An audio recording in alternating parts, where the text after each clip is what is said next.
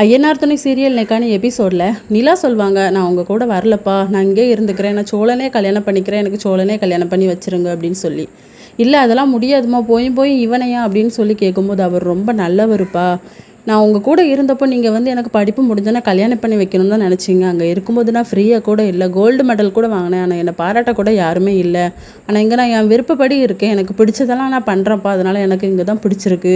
நீங்களே கல்யாணம் பண்ணி வச்சுருங்க, சிம்பிளாக ஒரு கோயிலில் கல்யாணம் பண்ணி வச்சுருங்க, அண்ணன் அண்ணி எல்லாருமே அப்படின்னு சொன்ன உடனே நிலா உங்ககிட்ட தனியாக பேசணும்னு சொல்கிறாங்க நிலாவோட அம்மா. ஆனால் எனக்கு விருப்பம் இல்லைம்மா அப்படின்னு சொன்ன உடனே சரி, அந்த பையன் கூட உனக்கு கல்யாணம் பண்ணி வச்சிடறேன்னு சொல்லிட்டு நிலாவோட அப்பாவும் சொல்லிடுறாரு.